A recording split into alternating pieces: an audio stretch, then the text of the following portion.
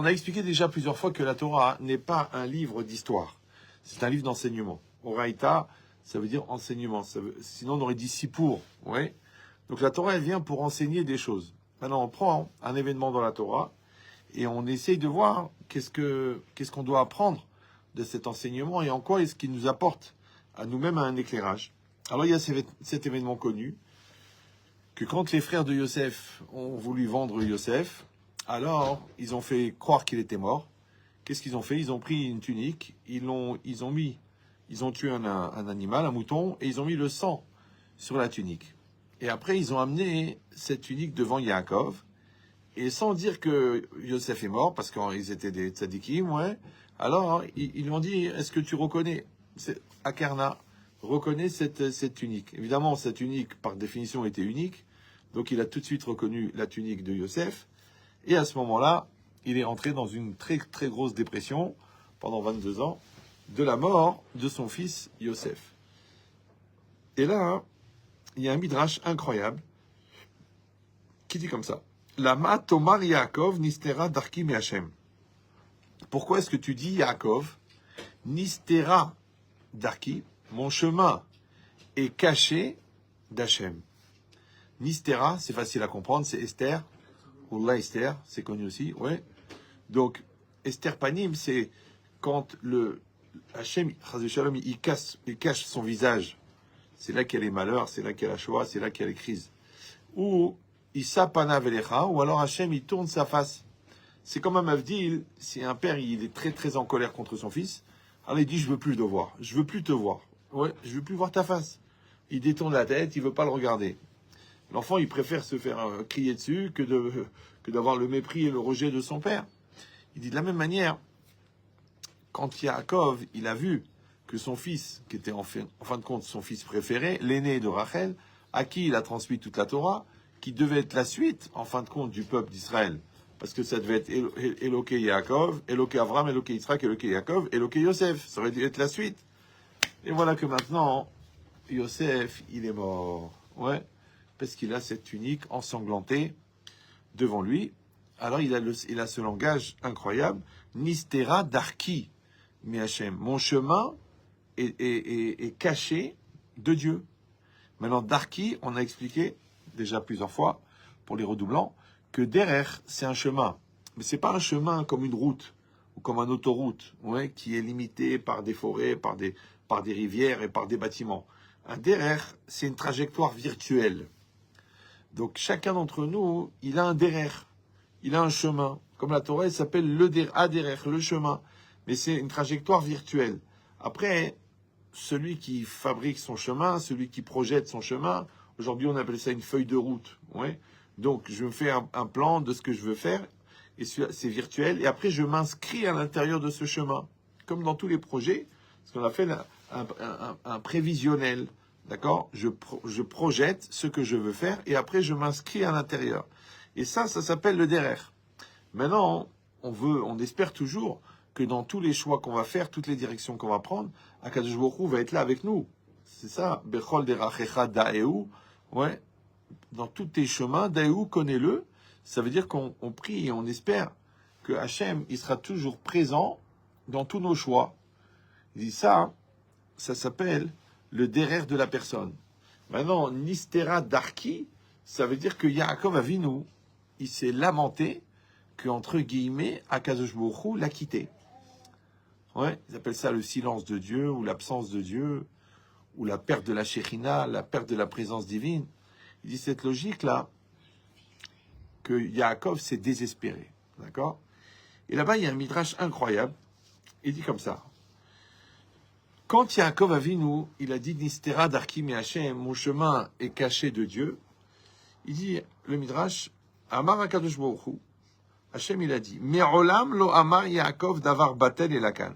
Jamais Yaakov n'a dit une parole aussi inutile que cette fois-là. Il a parlé pour rien, vraiment. Pourquoi? Amar Hashem, Hashem, il a dit, Ani asuk lamlich et beno. Moi, je suis occupé à rendre son fils roi. Ve'u Omer, et lui, il dit, Lama ariotemli, pourquoi vous m'avez fait du mal? Chez Nehemar, comme c'est marqué, Lama Tomar et Yaakov, pourquoi est-ce que tu dis Yaakov, Nistera, Darkim et Hachem, mon chemin est caché de Dieu? Ça veut dire quoi? Ça veut dire que Hachem lui-même, il s'étonne comment ça se fait que Yaakov, il fait la tête. Pourquoi? Parce que Yosef, bon, vous connaissez l'histoire, vous avez vu le film, donc Yosef, bah, il est vendu par ses frères, il arrive en Égypte, il est racheté par Poutifar, la femme de Poutifar, bon, elle devient folle de lui, du coup, elle essaie de le tenter, lui, il s'enfuit, quand il s'enfuit, paf, il est accusé, il arrive en prison, il reste 10 ans là-bas, après il y a deux personnes qui ont besoin d'interprétation de rêves, il interprète les rêves, et après on rapporte ça à Pharaon qui rêve lui aussi, et grâce à ça, hein, il devient vice-roi d'Égypte. Parce que le roi du vice, c'était Pharaon, mais il est devenu vice-roi.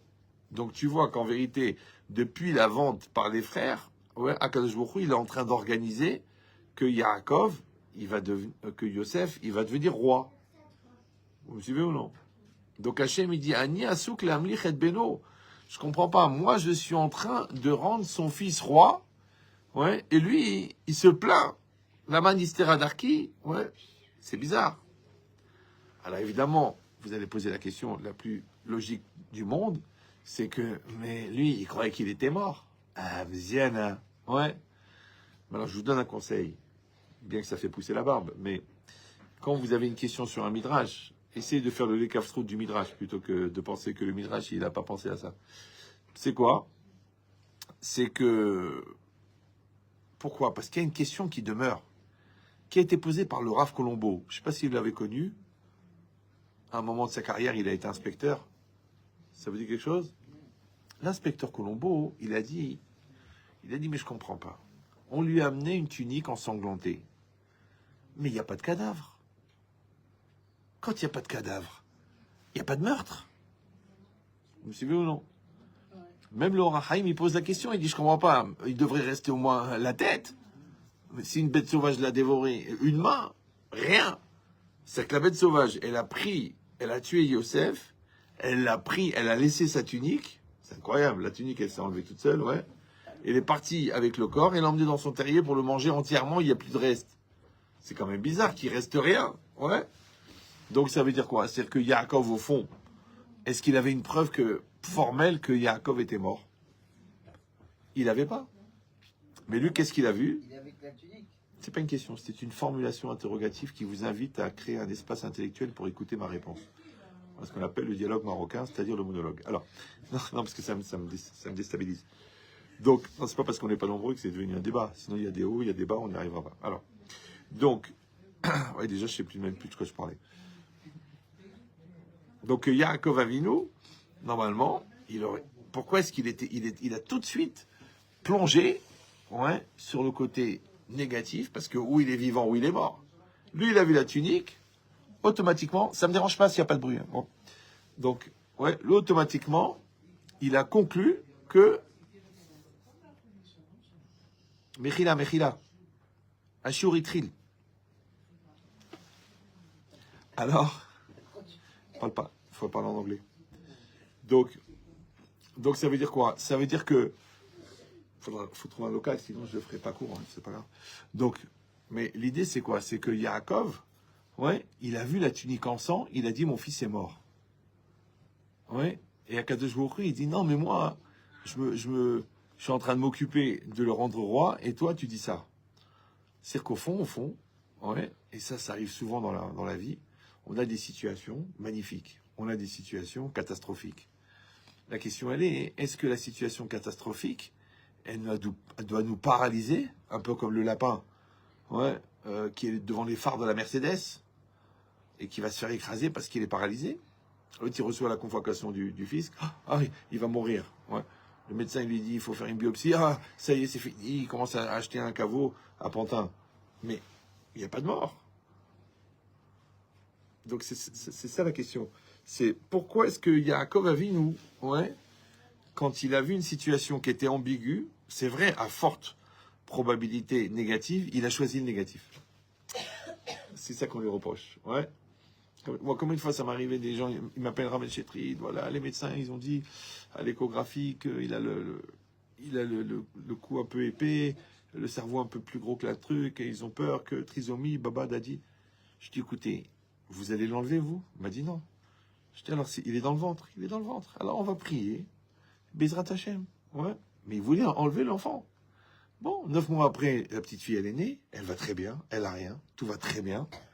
Ouais. Il dit, Ahmed Chetrit, Baruch Hashem, il va bien. Je dis, maintenant, il faut aller casser la gueule au médecin qui voulait tuer votre fille.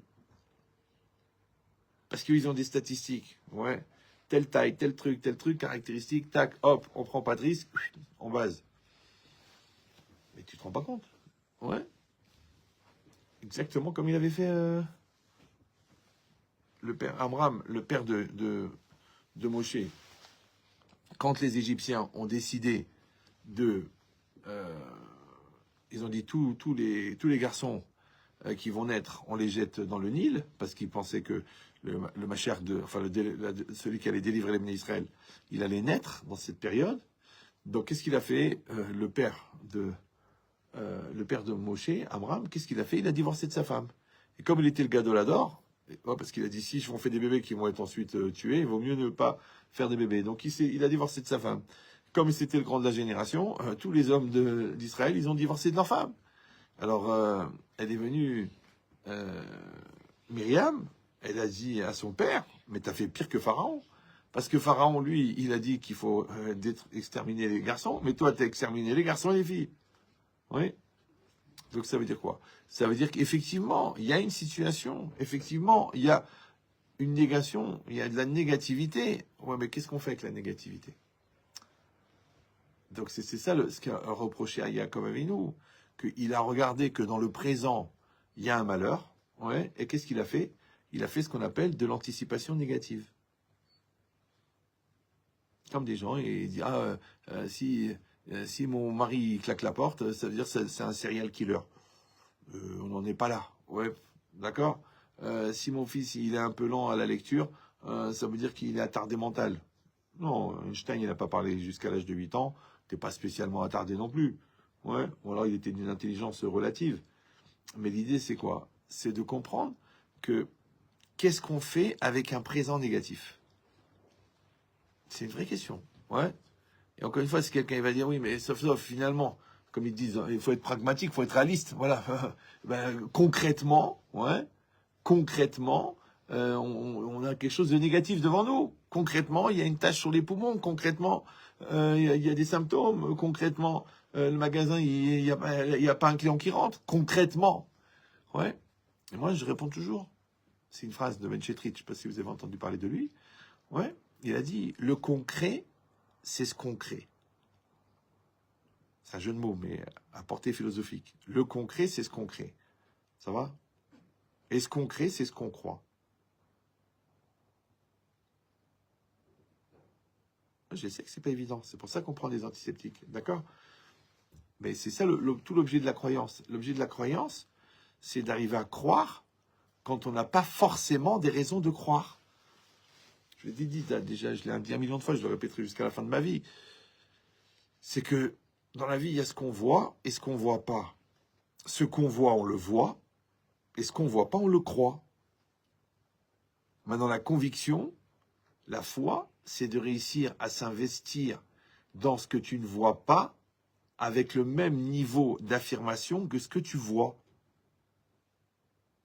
Alors les gens, ils disent, oui, mais c'est pas évident, parce que ce que je vois, je le vois. Mais ce que je vois pas, je le vois pas. Ouais, justement, comme tu le vois pas, c'est là qu'il faut le croire. Ça m'a fait tout rigoler. J'avais 14 ans et j'avais entendu cette phrase, je ne crois que ce que je vois. Vous connaissez cette phrase, elle est connue. C'est un saint qui a dit ça. Comment il s'appelait? Saint Thomas. C'est la seule fois où la Touma et la sainteté se sont rejoints. C'est un phénomène. Il a dit, je ne crois que ce que je vois.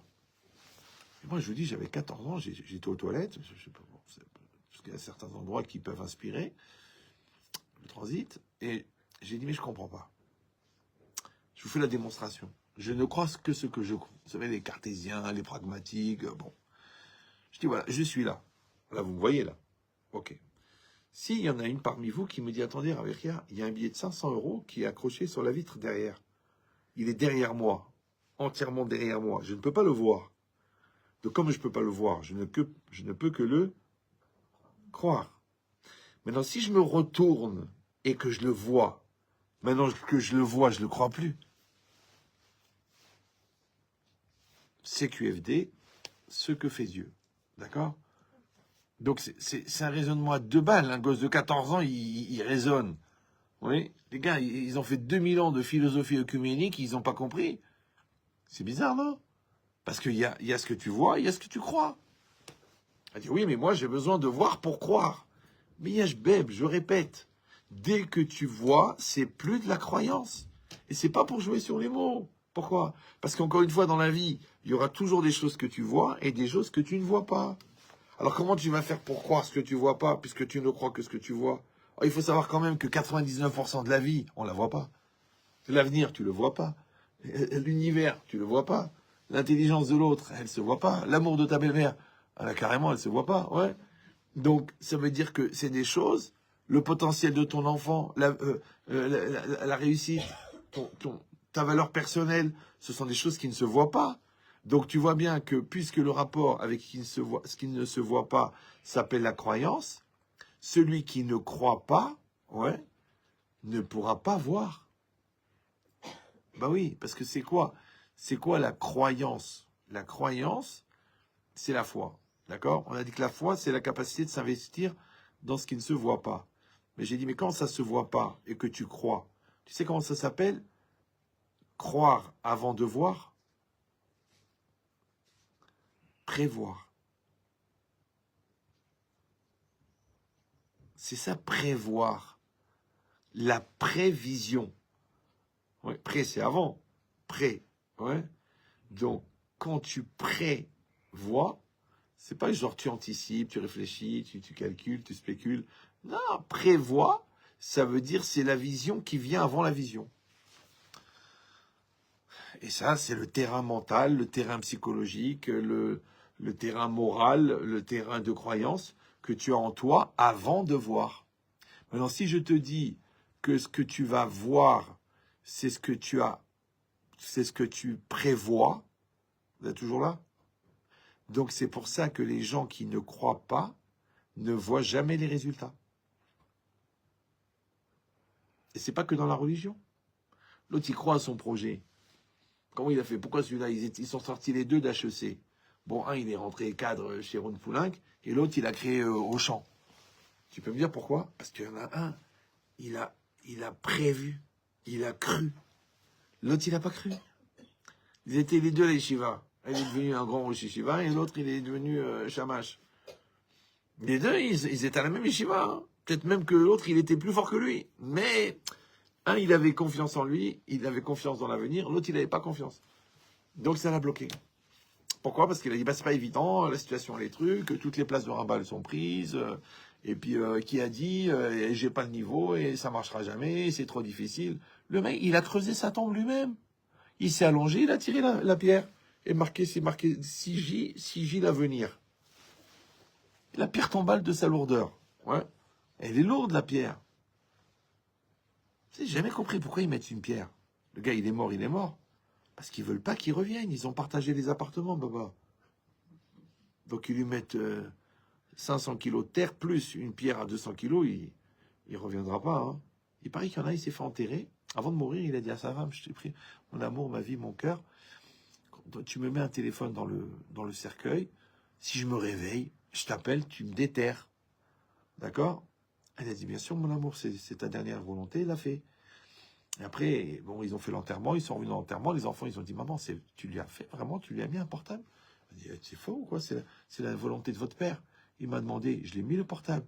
Elle dit, oui, mais attends, et qu'est-ce qu'on va faire? Maintenant, on a tout partagé, l'appartement de Joël Lépin, de Natania, le compte en Suisse, le compte... on a tout partagé. Qu'est-ce qu'on va faire s'il revient? Ça va pas? Pourquoi tu lui as mis le téléphone? Elle dit, j'ai mis le téléphone, mais je ne l'ai pas chargé. Bon, c'est de l'humour ashkenaz, vous ne pouvez pas comprendre. D'accord? Mais l'idée, ça va? Si vous avez envie de rigoler, rigolez. Hein.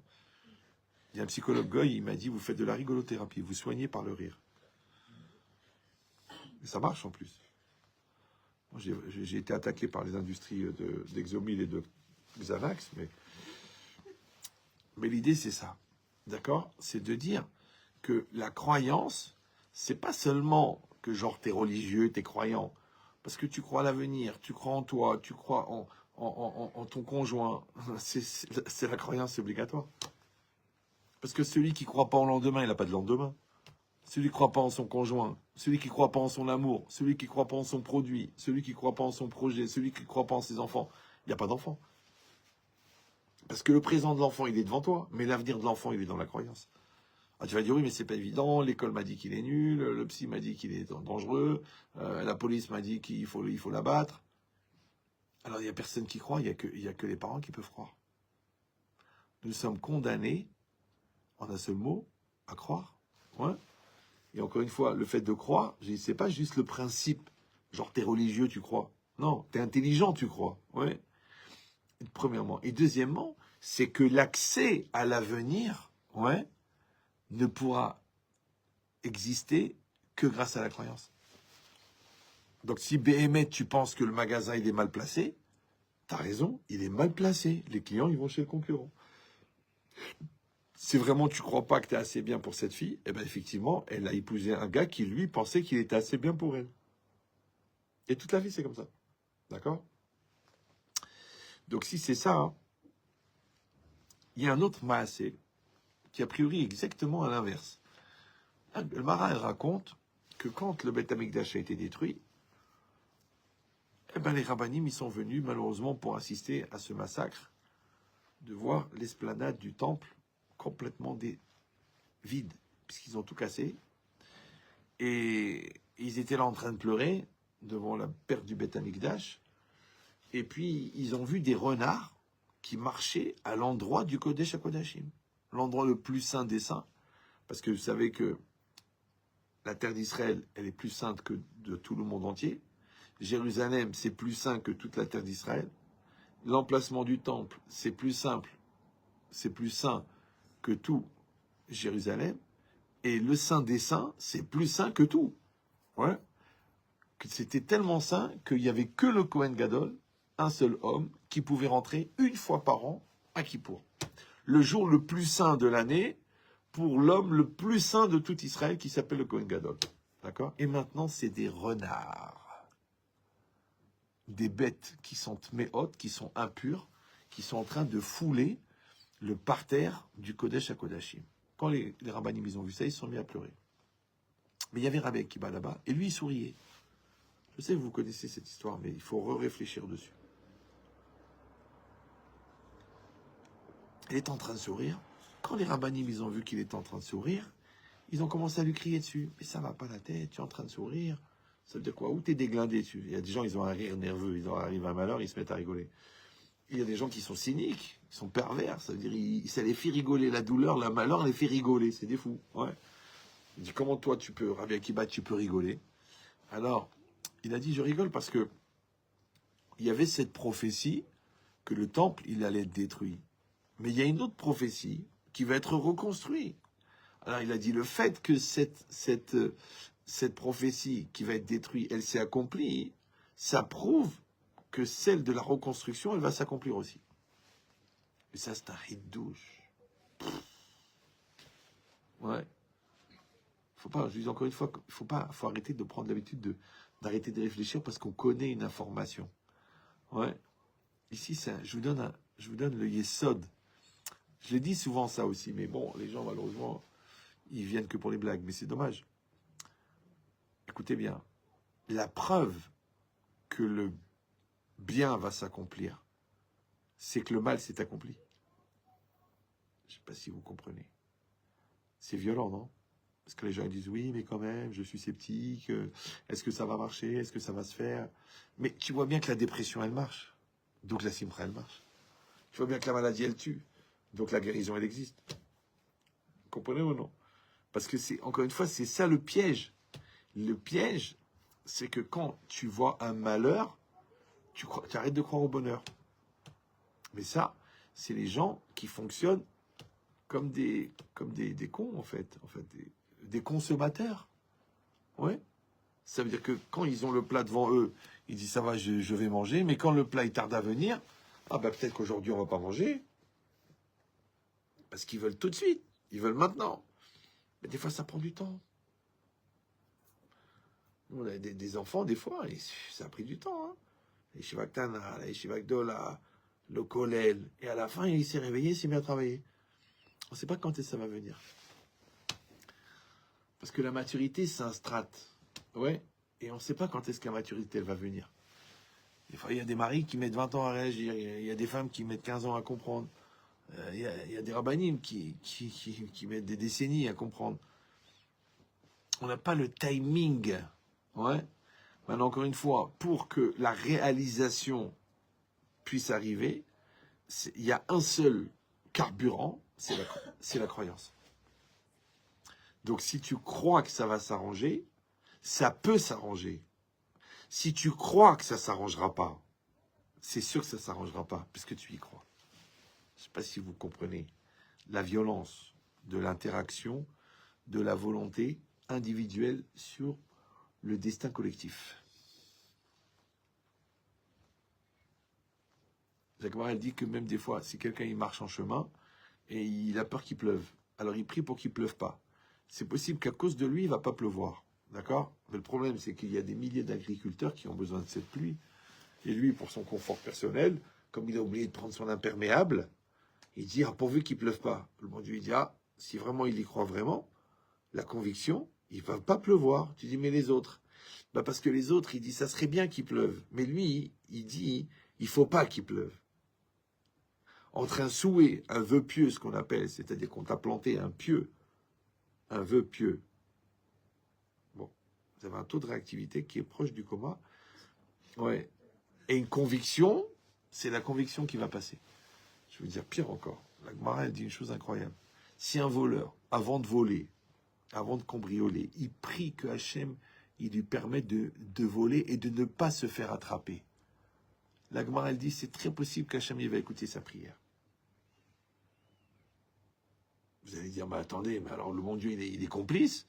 Ouais. Non. Parce qu'il écoute quelqu'un qui est convaincu. Par contre, le propriétaire, lui, tout ce qu'il a acquis, il n'a pas acquis forcément de manière cachère, et qui sait qu'il mérite l'accaparat, et qui se dit peut-être que je vais tout perdre, lui qui n'est pas convaincu que l'objet est à lui. Donc c'est la conviction de l'un contre le manque de conviction de l'autre. Lequel des deux qui va gagner? Le plus convaincu. Et toute la vie, c'est pareil. Ouais. Ton patron, pourquoi il se permet des choses? Parce qu'il sait que tu es faible. Mais si tu es fort, il ne peut pas se permettre. C'est pour ça que je dis toujours, quand tu veux réfléchir à la culpabilité du bourreau, tu es obligé de réfléchir à la complicité de la victime. C'est une loi physique. Vous me suivez ou non? C'est que la personne ne peut pas se permettre des choses s'il n'y a pas un espace. Moi, je donne toujours le même exemple parce qu'il est facile à comprendre. Une femme, elle m'appelle, elle me dit, voilà, mon mari m'a fait ça, il m'a fait ça, il m'a fait ça, il m'a fait ça, il m'a fait ça. J'ai compris, madame. Donc, vous êtes une victime et votre mari est un bourreau. Bah oui, parce qu'on ne peut pas être victime sans bourreau. D'accord? Donc, quand vous accusez votre mari de tout, dès que j'ai compris que vous êtes victime et votre mari est bourreau. Elle m'a dit, vous avez bien résumé la situation. Après, si ça ne vous dérange pas si je parle avec votre mari, je parle avec le mari. Elle dit, je suis un bourreau, moi. Madame, elle part 4 fois en vacances. Elle a la carte noire Infinity. Elle a 6 000 € de découvert tous les mois, qui est couvert.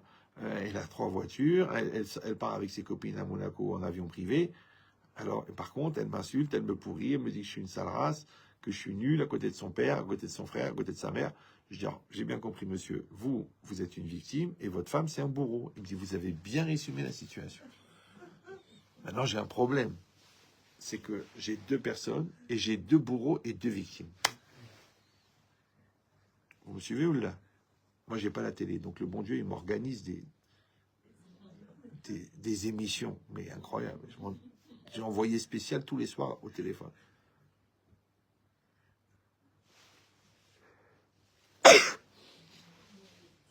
Ah bah c'est la fenêtre.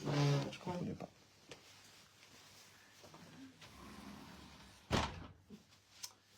Donc, après j'ai continué le raisonnement, parce que je réfléchis tous les jours depuis l'âge de 14 ans, donc je ne vais pas m'arrêter.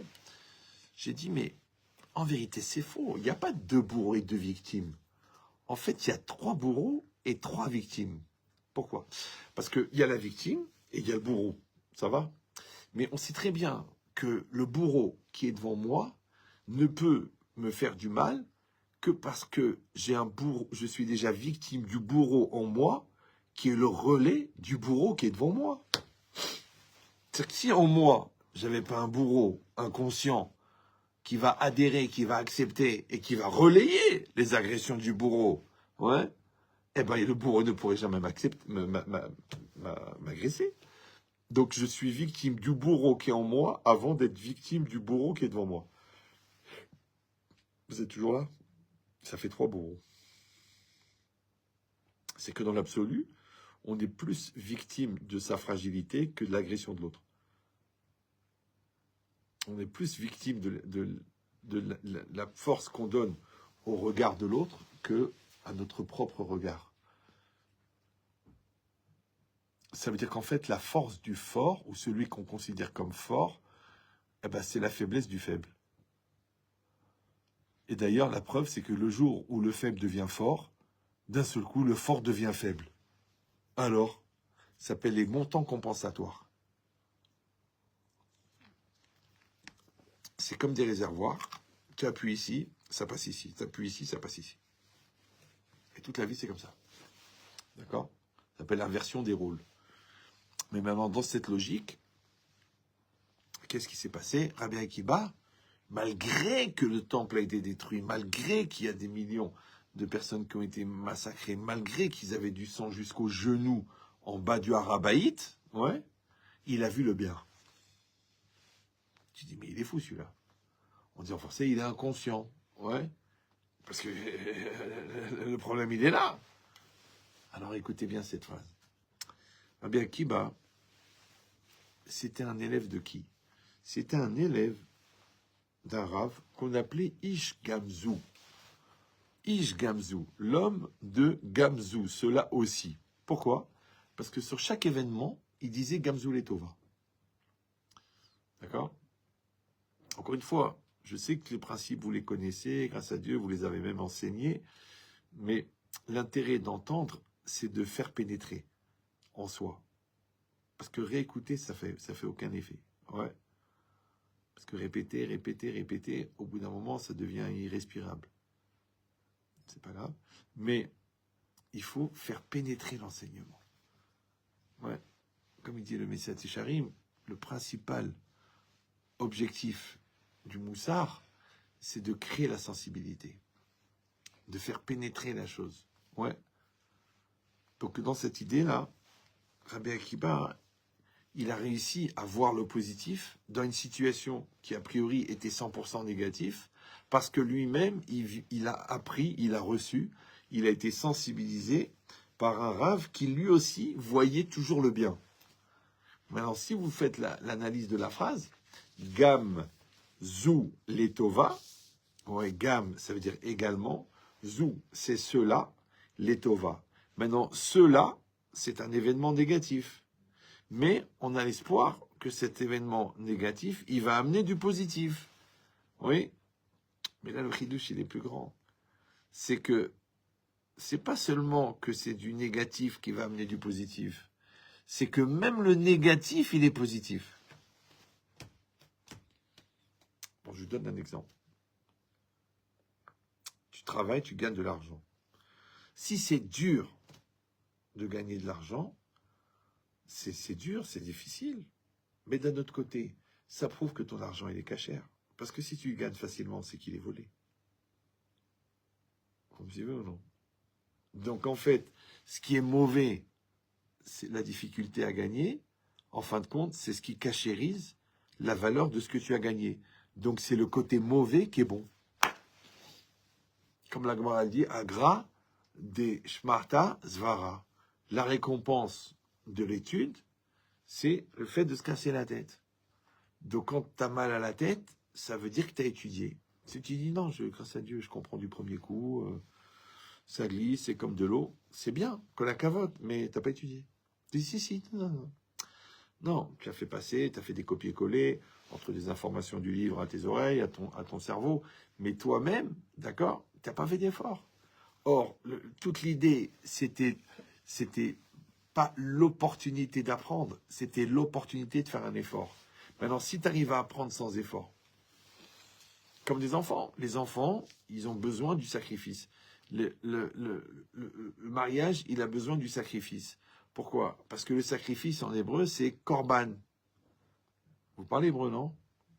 Korban. Et korban, ça vient du mot karov. Et karov, c'est quoi?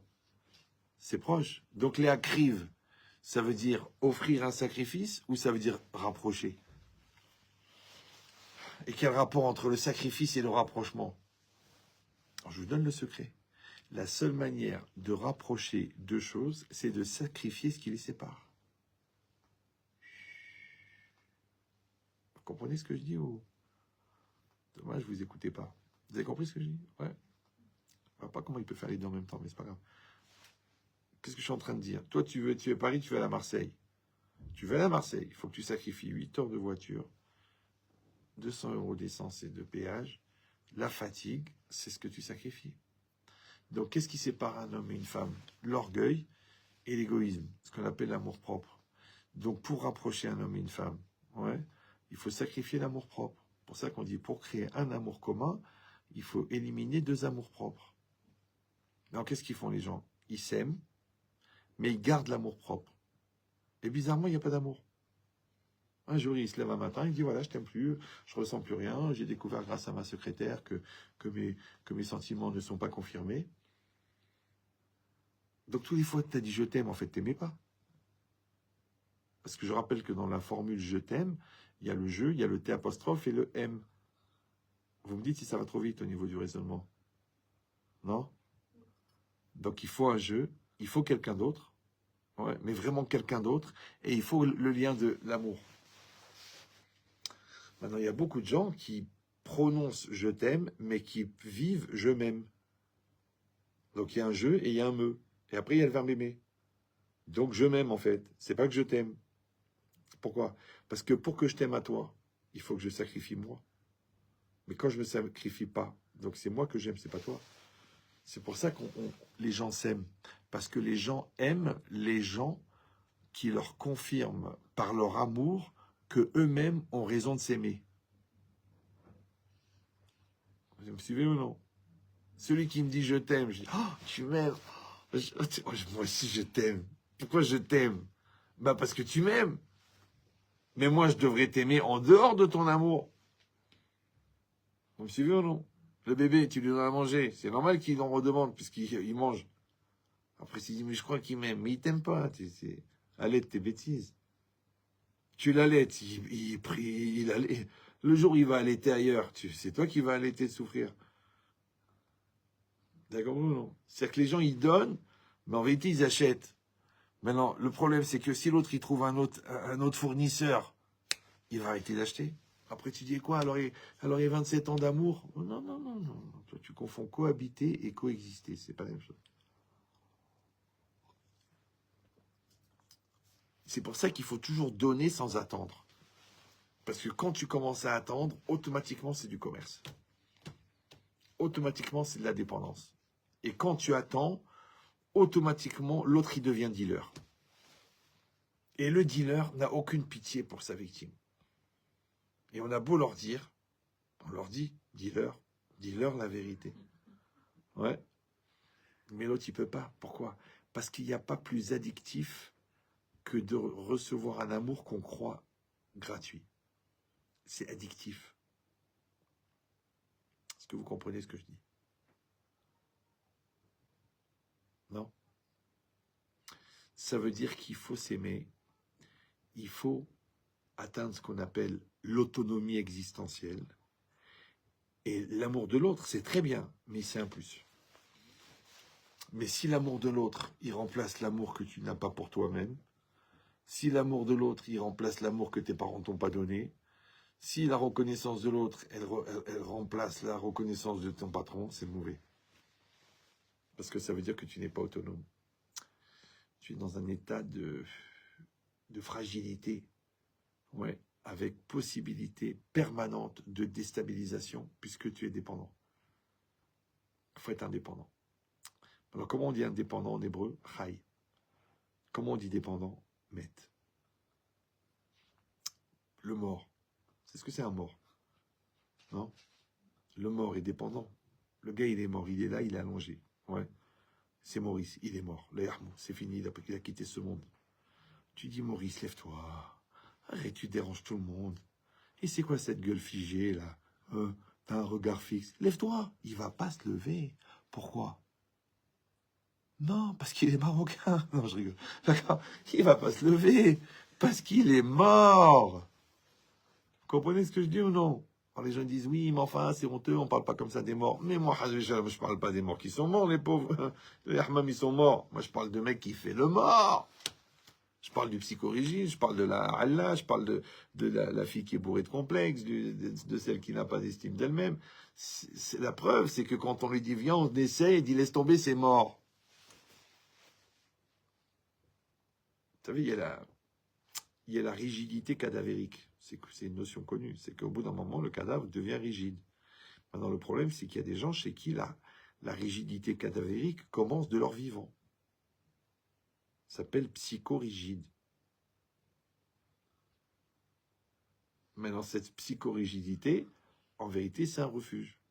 Le refuge de « j'ai pas envie de réfléchir, j'ai pas envie de me prendre la tête, j'ai pas envie d'assumer, je préfère fuir que d'aller au-devant, je veux pas aller au bout du raisonnement, je veux pas prendre les risques d'être déçu, je veux même pas envisager de la possibilité de la remise en cause. » C'est ça qui est dangereux. Je rappelle qu'une eau stagnante finit par pourrir. Et une eau en mouvement ou une eau alimentée par de l'eau vivante, elle est vivante. Vous savez qu'on ne peut pas se tremper au mikvé dans une flaque d'eau. Mais on peut se tremper dans un lac. Si le lac, il est alimenté par une rivière. Dans une rivière, il y a de l'eau qui passe. Ouais. Mais quand vous partez de mois en vacances, il y a une odeur qui vient du siphon du lavabo. Pourquoi? Parce qu'il y a de l'eau qui stagne là-bas. Et cette eau-là, au bout de 2 mois, elle a pourri. Pourquoi? Parce qu'elle n'est pas vivante. Vous comprenez ce que je dis ou vous ne comprenez pas? Dommage. Je ne suis pas en train de dire que l'eau qui stagne, elle pourrit, évidemment. Je parle des idées qui stagnent, elles pourrissent. S'il n'y a pas des chidushim dans ton travail, s'il n'y a pas du renouveau dans ton couple, s'il n'y a pas du renouveau dans ta relation avec enfant, si avec chaque enfant, tu n'as pas une approche différente, si tu ne reprépares pas ton cours malgré que tu le connais par cœur, eh bien, l'eau stagnante pourrit. C'est ça la mort. Il faut être en mouvement. On est condamné à bouger. C'est pour ça qu'on dit tzadikim zrizim. Les tzadikim, ils sont véloces. Ils bougent. Les réchaïm, ils ne bougent pas. Ils ne bougent pas. Donc dans cette logique-là, on a compris que Rabbi Akiba, ouais, qu'est-ce qu'il a dit? Il a dit Gam Zu Letova. Ça veut dire qu'il y a du bien et que ce bien, il va amener du bien. Et il y a du mal. Et ce mal, il va amener du bien. Maintenant, le problème, c'est que le mal qui va provenir du bien, comme il n'apparaît pas dans la réalité, il ne peut être motivé que par la croyance.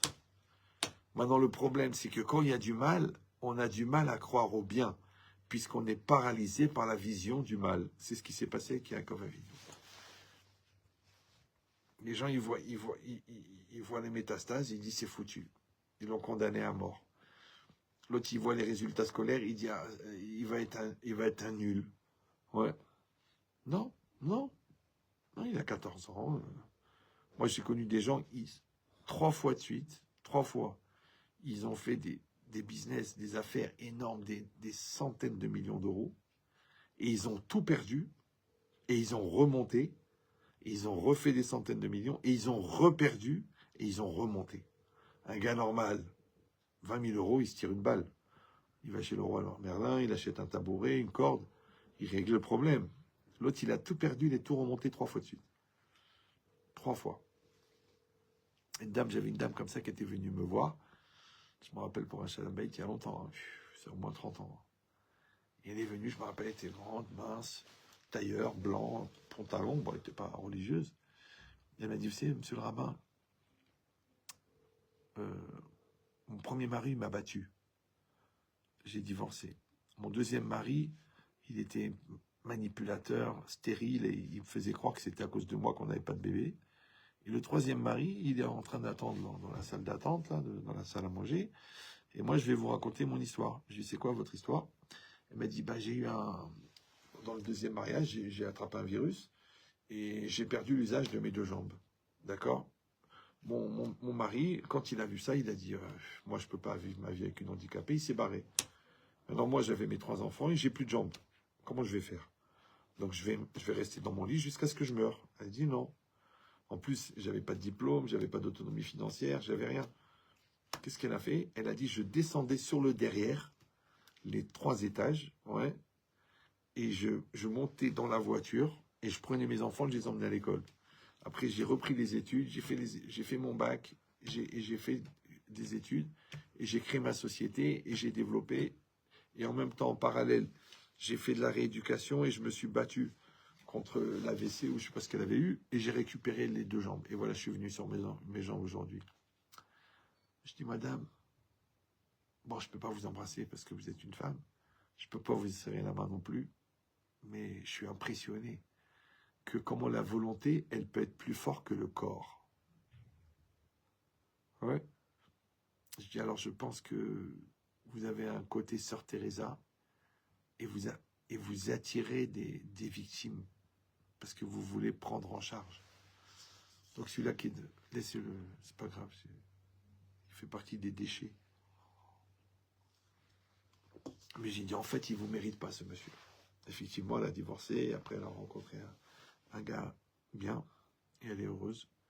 Donc ça veut dire quoi? Ça veut dire que combien des gens ils auraient baissé les bras, combien des gens ils auraient dit, c'est foutu, paralysie des 2 jambes, les médecins ils disent que ça s'arrangera jamais. Elle a écouté personne. Elle s'est battue, elle a récupéré toute son autonomie et elle a dépassé, puisqu'elle a atteint aussi l'autonomie au niveau financier, au niveau intellectuel. Donc ça veut dire quoi? Ça veut dire que la situation était pourrie, mais elle a pris le pourri et elle a dit les tova. Gam, zou, les tova.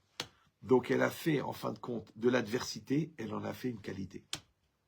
De la difficulté, elle en a fait une force. C'est ce qu'ils disent, les goïms, ils disent, ce qui ne te tue pas te rend plus fort. Mais on ne réfléchit pas à la phrase. Mais ça veut dire qu'il n'y a que celui qui est proche de la mort qui devient plus fort. Parce qu'il y avait de quoi mourir, mais tu t'es battu. C'est ce qu'elle dit. Bon, en fait, c'est écrit déjà dans la Gemara. La Gemara dit, Arotse lichiot yamut. Celui qui veut vivre, il doit mourir. Ce que des fois, pour développer le courageux, il faut tuer le peureux qui est en toi. Mais pour tuer le peureux, il faut qu'il y ait une vraie situation où le peureux, il est dominant. Et malgré que le peureux, il est dominant, tu tues le peureux qui est en toi et tu développes le courageux. Tu veux ou non? Tu vas tuer le glandeur, tu deviens travailleur. Tu tues le radin, tu deviens généreux. Tu tues l'intéressé, tu deviens désintéressé. Mais malheureusement, encore une fois, il faut qu'il y en ait un qui meure. C'est pour ça qu'on dit, ceux qui ne te tuent pas, ouais, donc avec le potentiel de tuer, c'est parce qu'il y avait le potentiel de tuer et que tu n'es pas mort, que tu es plus fort. Alors que les gens, ils voudraient que les choses se fassent dans la facilité, ou que le bon Dieu le fasse à leur place, ou qu'ils soient bien entourés, qu'ils soient bien soutenus, bien supportés, pour que ça marche. Non. Ça, c'est une très grande bracha que le Rav Israël de Sarcelles, il disait, c'est quoi la 8e bracha des Sheva Brachot? Vous savez, pour le mariage. On fait 7 bénédictions. Il a dit, la 8e bracha, c'est les parents qui doivent faire au Khatan Kala. Ils doivent faire la 8e bracha. C'est quoi la 8e bracha? Débrouillez-vous. Elle n'est pas mziana, celle-là. Vous avez compris ou non? C'est-à-dire, je t'ai fait ta scolarité, je t'ai fait ton primaire, je t'ai fait ton secondaire, je t'ai fait ton université, je t'ai payé ton séminaire, je t'ai payé ton mariage, je t'ai payé ton permis. Et maintenant, ma fille, mon fils, débrouillez-vous. Et c'est une bracha. Alors que toi, tu pourrais dire, non, papa, je t'en prie, paye-moi encore le loyer, mets-moi les 50 000 pour démarrer le business, paye-moi ma spécialité, paye-moi la pub pour développer mon travail. Et voilà, jusqu'à quand tu vas faire l'handicapé. Il faut y aller. Ouais. Et plus tu vas commencer tôt, et plus tu vas avoir de l'autonomie. Alors pourquoi j'ai réfléchi tellement des milliers d'heures tellement jeunes? Parce que je voulais pas être dépendant de l'intelligence de quelqu'un d'autre. D'ailleurs, j'ai pas appris de la pensée. J'ai appris à penser. J'ai fabriqué une machine personnelle de conception de pensée. Mais j'ai pas lu des livres de philosophie. Ça m'intéressait pas. Parce que quand j'ai vu qu'Aristote était mort dans une maison de prostituées, j'ai dit, celui-là, il va m'expliquer la vie. C'est-à-dire qu'en fait, tu ne gagnes pas du temps en utilisant la pensée des autres. Parce que la sagesse, c'est justement le résultat de l'effort que tu as fourni pour apprendre à penser. Alors, quand tu répètes une pensée, tu ne penses pas en réalité. C'est pour ça qu'il y a tellement d'incohérences entre ce que les gens disent et ce que les gens font. Parce qu'au fond, ils ne pensent pas ce qu'ils pensent. Mais quand tu t'es battu pour construire ta pensée t'appartient. Et dans tout, c'est pareil. Quand tu t'es battu pour ton couple, il est solide. Quand tu t'es battu pour l'enfant, il est solide. Dans chaque chose dans laquelle tu t'es battu. C'est pour ça que dans le process de la fabrication de soi-même, 50% c'est l'effort que tu fournis et 50% c'est ta propre constatation du résultat que tu as obtenu. Mais quand tu comptes sur la reconnaissance de l'autre pour valoriser ton effort, t'es foutu. Voilà, c'est pour ça que le Rav Dessler, il dit que la joie, si vous êtes fatigué, allez-y, mamie. Que la joie, c'est la satisfaction d'être. Ça va? Maintenant, la satisfaction d'être ne peut pas exister pour celui qui n'est pas. Et être, c'est une dynamique. Donc, quand tu vois que la longueur de la barbe n'est pas légitimée par l'incohérence des actes, tu as compris qu'il y a une distance. Donc, c'est pas de cette personne-là qu'il faut attendre la reconnaissance, puisqu'elle n'en est pas capable pour elle-même, comment elle va le faire pour toi. Mais elle se sert du fait que toi, tu crois à ça. Moi, je fais très attention dans les cours, parce que quand on amène des gens à la Teshuvah, on est obligé de leur expliquer les choses en connaissance de cause. Qu'il y a des rabbins magnifiques et des rabbins tordus. C'est pas grave. Tu dis, oui, mais c'est pas bien, tu prêches contre ton camp. Non. Parce que quand on prend la responsabilité de ramener des gens dans la Torah, on est obligé de leur expliquer qu'il y a du bon et du mauvais. Parce que quand on leur fait les bisounours qu'il n'y a que du bon, le jour où ils trouvent le mauvais, ils deviennent fous. Alors que quand on leur dit, mais il y a du bon et du mauvais comme partout, hein. Comme je dis toujours, le Yetzara n'est pas mort. À l'entrée de Bnei Brak, on aurait retrouvé son corps. Ouais. Le Yetzara, il a des clés pour rentrer dans les yeshivot aussi. C'est normal. Donc ça veut dire que la logique, c'est qu'on doit le savoir, qu'il y a Baruch Hashem des bienfaits extraordinaires, et il y a aussi des dangers extraordinaires, mais on est prévenu. Alors maintenant, comment on va faire? C'est très simple. Avec le bien, tu vas faire du bien, et avec le mal, tu vas faire du bien. Donc il n'y a plus de mal. Ça gamzoul et Tova. Donc on a compris maintenant que Rabbi Akiba, malgré qu'il y avait la mort, ouais, il a vu la vie. C'est ça, ou Bacharta Bachaim, tu choisiras la vie. De la même manière avec l'autre, ouais, avec le prochain, c'est marqué Avedan et Kol Adam les Kavzechut. Juge tout homme du bon côté. Maintenant, tout le monde a des bons côtés et tout le monde a des mauvais côtés. Ouais. Et dans la vie, il y aura toujours des situations qui sont négatives et des situations qui sont positives. Et il y aura même des situations qui seront ambiguës. Et dans l'ambiguïté, on te dit cherche le positif. Moi, je vois des gens, bon, les pauvres, ils ont eu des parents qui étaient complètement nuls, ou complètement débiles, ou complètement malades, ou complètement pourris. Ça peut exister, des cas sociaux, ou là, des... J'ai dit, ben, vous ne devez pas vivre avec ça. Vous devez vous réconcilier avec vos parents. Il m'a dit, mais c'est des malades mentaux, ils sont toxiques. Je t'ai pas dit de les côtoyer, s'ils sont vraiment toxiques. Ouais, mais toi, dans ton mental, tu dois te réconcilier. Parce que quand tu entretiens, oui, ils m'ont fait ça, ils m'ont fait du mal, et c'est trop difficile, et jamais j'oublierai, et j'en souffre, et je le pourris, et je vais faire des enfants parano qui auront peur de leurs amis, de leurs parents, de leurs frères, de leurs cousins, de leurs grands-pères. Mais en fin de compte, je les ai rendus des boulets. Ouais, des boulets. Et j'ai mis un boulet au pied gauche et un boulet au pied droit. Et ben tu vois que la vie, elle est beaucoup plus lourde hein, pour avancer. Mais qui c'est qui a fait le boulet? Eux, ils sont comme ils sont. Des CON, il y en aura toujours. Comprenez ou non? Des convaincus, des contribuables, des concernés, il y en aura toujours. Maintenant, la question, c'est est-ce que les CON, ils vont te bouffer ta vie ou non? Eh ben, ça dépend le crédit que tu leur donnes. J'avais comme ça, une dame, elle m'avait dit, moi, belle-mère, elle fait la. Je dis, votre belle-mère, elle n'est pas méchante. Elle me dit, ah bon?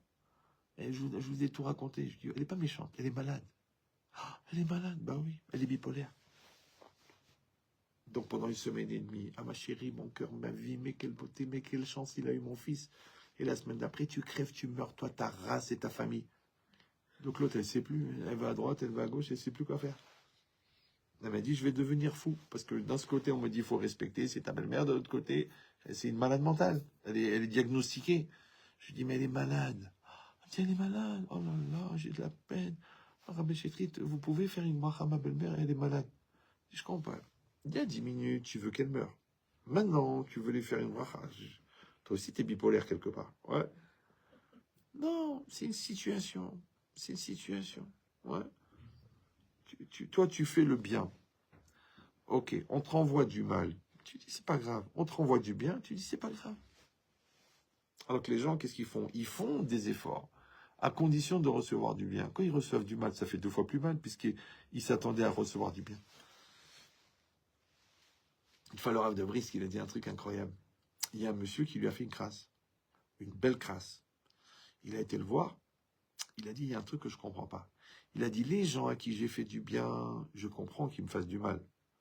Parce qu'il y a des gens, ils ont tellement de mal à dire merci qu'ils sont obligés de faire du mal à la place du bien. Mais toi, je t'ai jamais fait de bien. Comment ça se fait que tu me fais du mal? Vous avez compris ou non? Ça veut dire que toute la vie, c'est des dynamiques. Vous avez fait un peu de physique, non? Ouais. Donc, tu crées une dynamique, tu crées un mouvement. Tu crées une action, tu entraînes une réaction.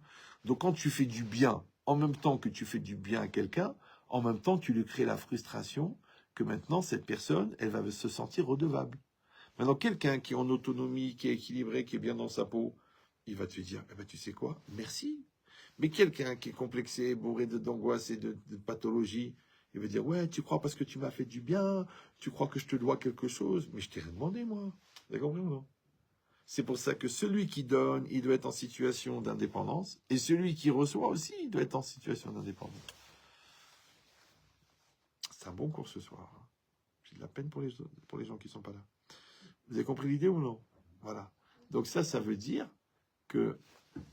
Attendez, parce que le TikTok, il fait un peu... Voilà. Ça veut dire que même moi, quand je vais chercher le Lekav Zochut, je vais chercher le bien, c'est pas simplement que moi, je dois être capable de voir le bien qu'il y a chez les gens, même quand il y a du mal. C'est aussi, et ça c'est violent, hein, c'est que en cherchant le bien et en appliquant un vernis de bien, je peux aussi en même temps me préserver de la toxicité, de la négativité de l'autre, puisque je mets une couche de bien. T'as compris ou non? C'est comme si tu dis, écoutez, le mur, il y a de l'humidité. C'est pas grave. On va mettre un produit anti-humidité. Après, on va mettre une toile. Après, on va enduire. Après, on va peindre. Tu dis, mais l'humidité, on a enduit, on n'a pas, on a mis une toile. T'as compris ou non? Parce qu'il y a des gens, je ne peux pas les changer. Ils sont comme ils sont. Comme des gens des femmes, elles me disent, ouais, mon mari, il est comme ça, il est comme ça, il est comme ça. Moi, j'ai une seule question. Est-ce que votre mari, ou votre femme, hein, il ne veut pas changer, ou est-ce qu'il ne peut pas changer? C'est trop rigolo parce que tout de suite, la personne, elle tombe dans le piège. Ah bien, il peut pas. Il ne peut pas. Genre, s'il ne peut pas. Ouais. Donc, qu'est-ce que vous attendez? Qu'il vous écrive des poèmes? Mais vous venez de me dire que c'est un dauphin. Les dauphins ne peuvent pas écrire des poèmes. Donc, pourquoi vous avez la frustration qu'il ne donne pas des poèmes puisque vous-même, vous êtes convaincu qu'il n'en est pas capable? Alors, vous me dites, non, en vérité, s'il voulait, il pourrait. Ah, donc, il ne veut pas. Bah, c'est de l'éducation. Donc, il faut de la patience, il faut susciter, et puis surtout, il faut que vous, en tant qu'effet miroir, vous produisez de votre personne, et vous, pour vous-même, ce que vous attendez de lui. À dire, alors quoi, c'est moi qui dois faire les efforts, donc ça ne changera pas. Voilà, ça y est, t'as tout compris. Ça s'appelle la dynamique des fluides. Là, je fais ça. Ouais, donc je crée un courant d'air. Ce courant d'air, il fait bouger la poussière là-bas. C'est comme ça. Donc dans mon couple, je mets une dynamique positive. Ou alors je mets une négative. Ou alors je constate la négativité. Ou alors j'ai perdu l'espoir que ça s'arrange. Et ben j'ai perdu l'espoir que ça s'arrange. Et ça s'arrange pas. Eh ben tu vois, ça marche. Je dis non. Moi, je suis vivant. D'accord? Donc moi, je fais ce que j'ai à faire. En tant que mari, en tant que femme, moi je suis disponible, je suis positif, je suis investi, je suis généreux, je suis intelligent, je suis fin, je suis sympathique, je suis amoureux. Je fais ce que j'ai à faire. Oui, ben, il n'y a pas que moi. Ah, ben, tu sais ce qu'il fait l'autre en face? Il dit, ben, il n'y a pas que moi. Et les deux, ils restent comme des brels. C'est le chant des frères Jacques.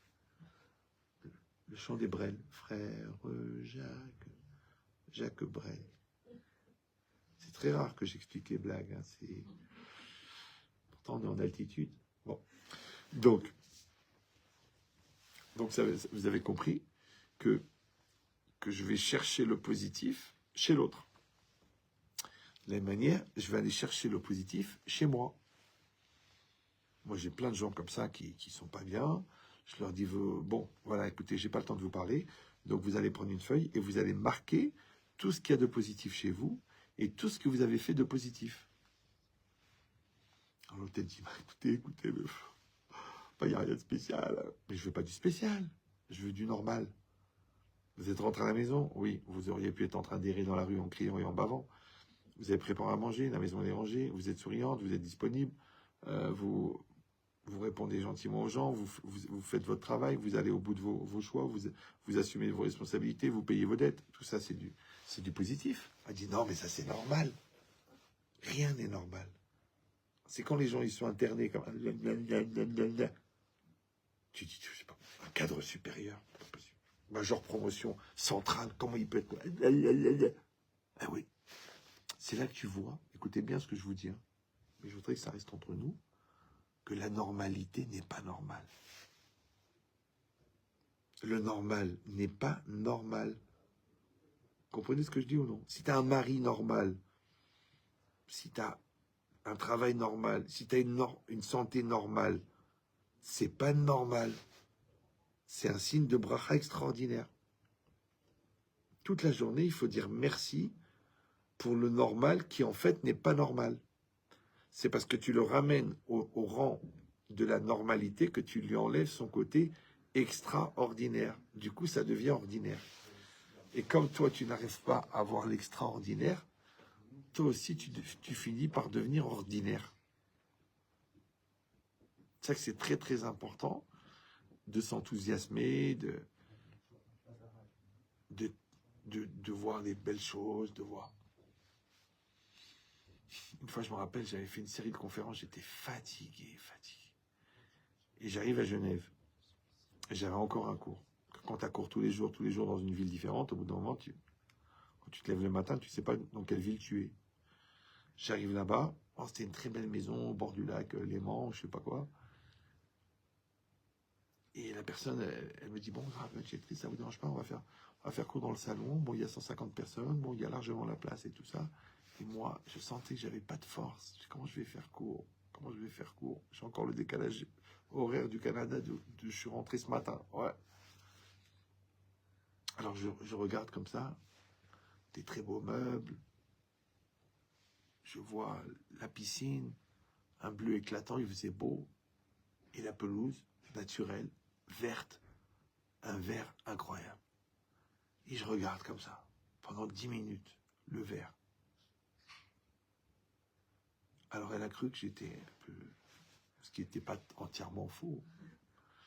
En fait, je me suis nourri de la lumière de ce verre.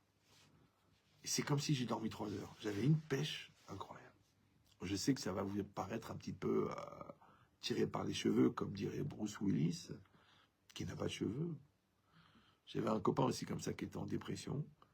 Je lui dis, tu sais ce que tu vas faire. Quand il y a Birkat Kohanim, tu fermes les yeux. Et quand les Kohanim, ils font la bracha, tu imagines les lettres qui sortent de leur bouche, parce que le souffle, il sort. Quand tu dis Yevarechecha, donc le Kohen, il dit Yevarechecha, et tu vois le Yud, le Besh, le Resh et le Chav Sofit, tu les vois qui sortent. Et quand lui, il souffle, et le souffle, c'est la Neshima, et la Neshima, c'est la Neshama, quand lui, il souffle cette bracha, lui, il est juste un tsinor, un tuyau de la bracha d'Hachem, et quand lui, il fait Yevarechecha, ouais, et toi, qu'est-ce que tu fais? Tu absorbes la bracha. Le mec sans les exomies, il est sorti de la dépression. Dans la vérité, je l'ai lu nulle part. Sauf des fois, la sagesse, le bon Dieu t'envoie des flashs. Tu sais même pas d'où ça sort. Comme tu vas chez un endeuillé, il n'y a pas de phrase toute faite.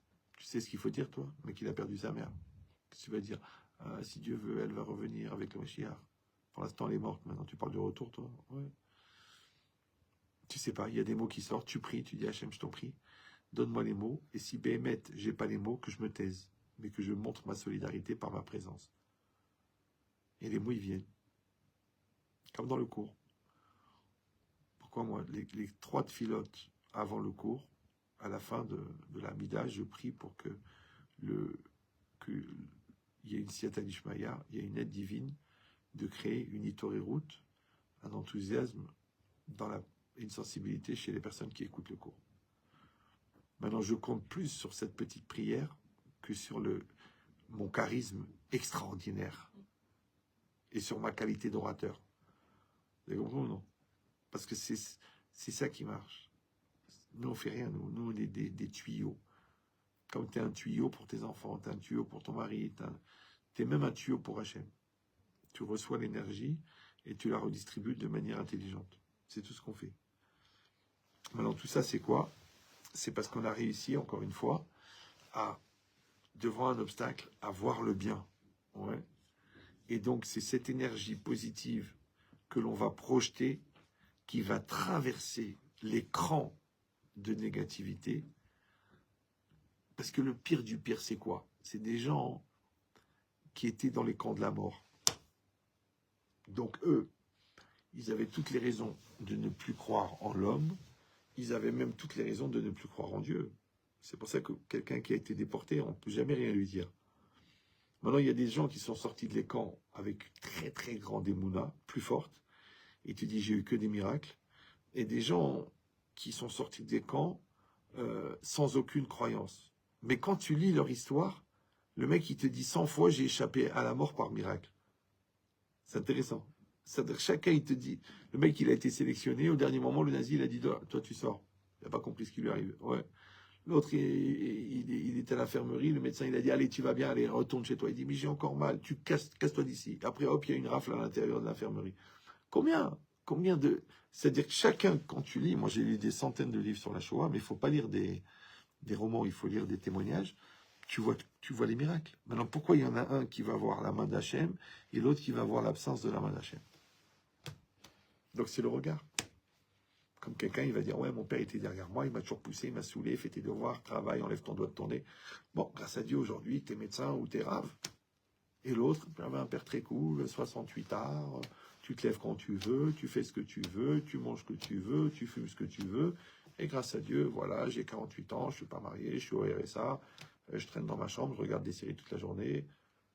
Tu vois pas que le laxisme un petit peu de tes parents qui n'étaient pas assez laxatifs finalement, ils ont fait de toi un pauvre type. Parce que les laxatifs, ça produit de la diarrhée. Alors quoi? Alors ça veut dire que tu dois être content d'avoir des parents méchants et toi, tu dois être triste d'avoir eu des parents gentils. T'as compris? C'est un dosage. C'est ça le problème. On ne peut pas. Pour ça qu'il n'y a pas de Shulchan Arour de l'éducation. Comme il n'y a pas de Shulchan Aruch du couple.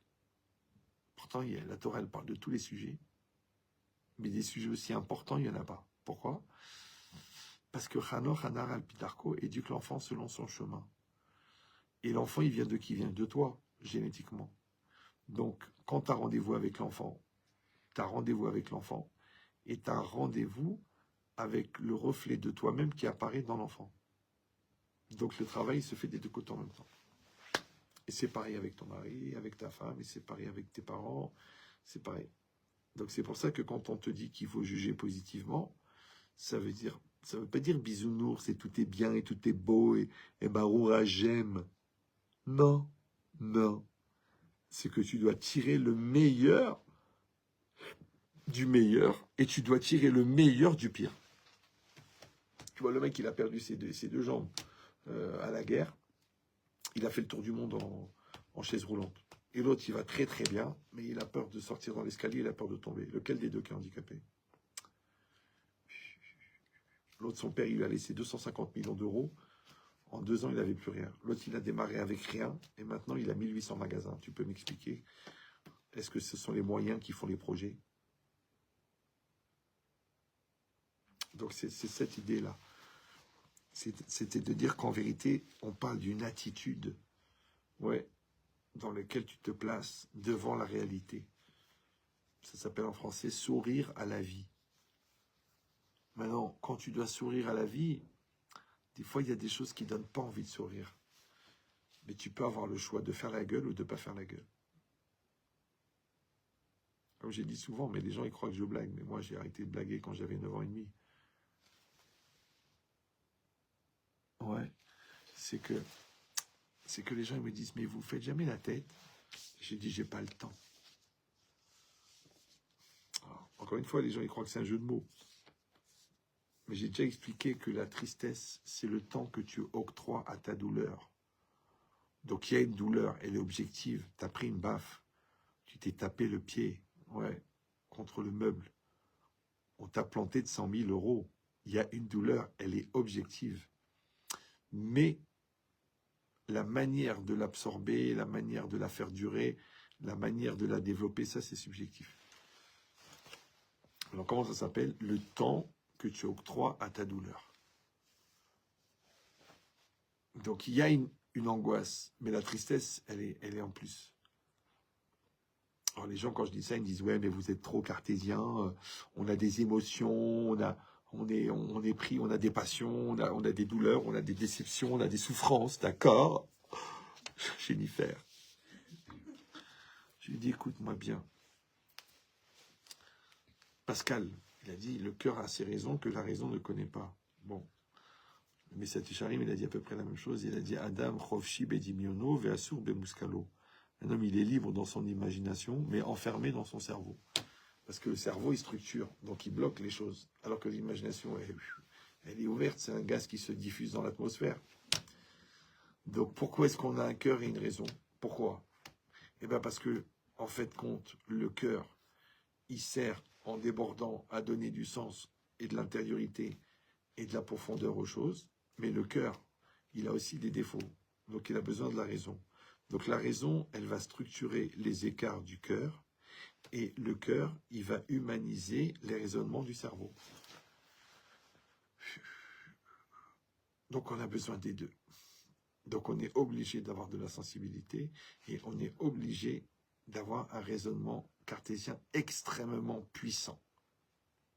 Maintenant, les gens, ils croient que le bonheur, c'est de ne pas réfléchir. Moi, j'en sais rien, moi, je sais pas. Puis moi, je pense à rien. C'est comme c'est comme ça, c'est comme ci, c'est comme ça, c'est comme ça. Non, il faut avoir un cerveau. Tu dis, ouais, mais après, t'es trop cartésien, t'es trop charismatique, t'es trop pragmatique, t'es trop réaliste, il faut être un peu dans la fantaisie. T'as raison. Ouais, donc il faut de la sensibilité. Mais qu'est-ce qu'elle dit, Dagmar? Rahmani, Menam Haïm, les hypersensibles ne sont pas vivants. Tu ne peux pas vivre parce que tu souffres de tout ce que tu reçois. Et les gens qui sont trop cartésiens, en fin de compte, c'est des nazis. Ouais. Et un nazi, c'est quoi? C'est quelqu'un qui est tellement loin de l'empathie et de la sensibilité qu'il arrive même à organiser la mort industrielle. Comprenez ça?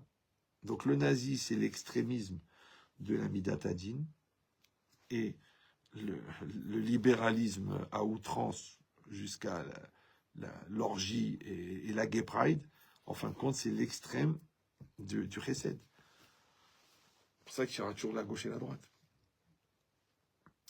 Maintenant, encore une fois, il y a la gauche et la droite, il y a la main gauche et la main droite, et pourtant le virtuose, au piano, il joue des deux mains.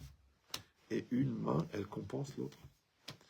Donc, il faut développer ces deux qualités, cette capacité de réalisme, d'accepter la réalité, mais il ne faut pas non plus être paralysé par la réalité et réussir à voir au-delà de la réalité de manière positive pour que le mouvement ne s'arrête jamais. Parce qu'il y a potentiel, réel, potentiel, réel, potentiel, réel. D'accord? Et il y a réalité et il y a espoir. Et il y a réalité et il y a espoir. Et il y a réalisme et il y a émouna. Ça ne s'arrêtera jamais.